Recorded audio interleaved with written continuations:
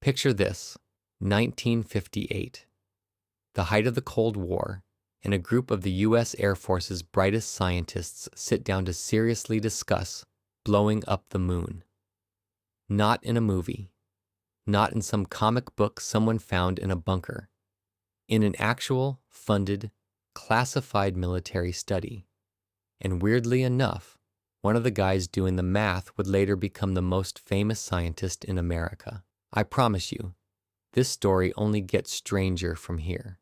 Let's set the scene, because the plan itself makes a lot more sense once you understand just how rattled America was in the fall of 1957.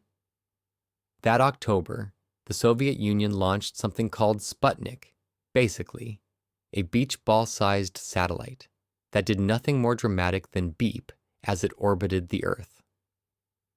Harmless, right? Except what it proved was anything but harmless.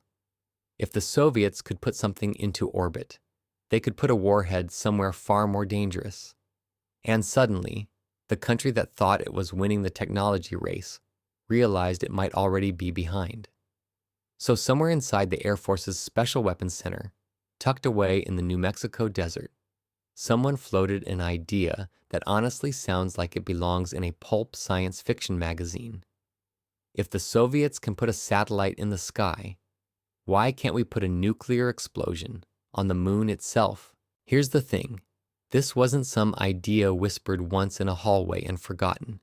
It got an official name, a study of lunar research flights, though everyone actually working on it just called it Project A119. And it was staffed with real physicists, doing real math, trying to answer a genuinely bizarre question. Could you actually hit the moon with a missile? And if you did, would anyone on Earth even be able to see it happen? The plan settled on a specific target, what's called the Terminator line. Basically the boundary between the moon's light side and its dark side. Hit that spot, the thinking went, and the flash would show up beautifully against the darkness, visible without so much as a telescope. Now here's the detail that always gets people. Part of the team working out how visible that explosion would actually be, calculating how the dust cloud would catch sunlight and expand, was a young graduate student by the name of Carl Sagan. Yes, that Carl Sagan. Years before he became a household name for making the universe feel accessible to millions of people, he was quietly running the numbers on how to make a nuclear explosion on the moon look impressive from your backyard. And here's the kicker. The math actually worked. On paper, at least, it was genuinely feasible. So if the science checked out, why has almost nobody heard of this? Turns out, the people making the final call got cold feet for two very different reasons. First, the obvious one. What happens if the missile misfires, and instead of landing on the moon, that payload comes back down somewhere on Earth? Not exactly a great headline, but there was a second, quieter fear too. One about image rather than safety. Blowing up a piece of the moon might not read as impressive strength. It might read as reckless, maybe even a little unhinged, right when America wanted to look like the responsible scientific superpower on the world stage. By 1959, the whole thing was shelved, filed away, classified, and basically forgotten.